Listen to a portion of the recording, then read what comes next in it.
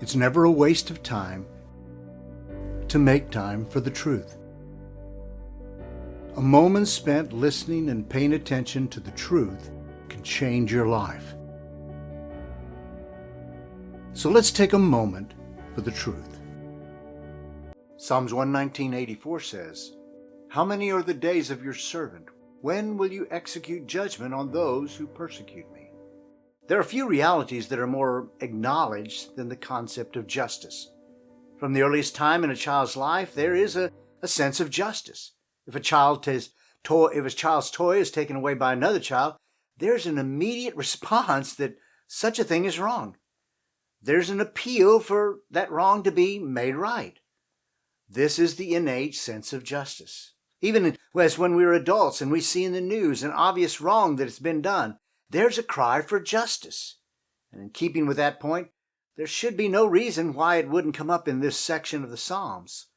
The context, if you remember, of this psalm is that the writer is in a dark and troubling time in his life.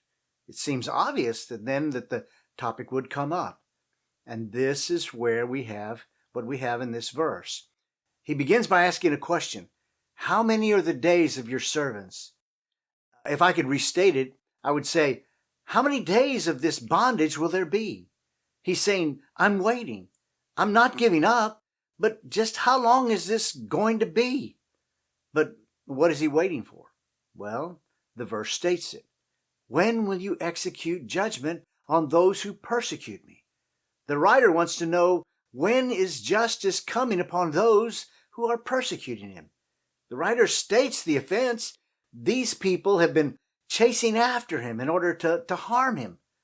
Their cause isn't a just cause because it's against the law of God. I'll talk more about that the next time, but that is the case. So naturally, it is to God that the appeal can be brought. I mean, is it wrong to appeal to God for justice? No.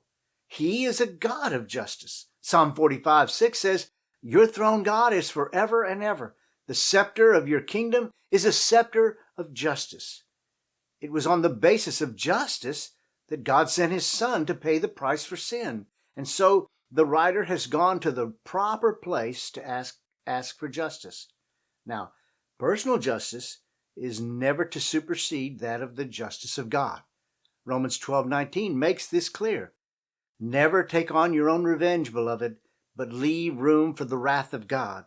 For it is written, "Vengeance is mine, I will repay, says the Lord." It is an act of faith to trust in the justice of God.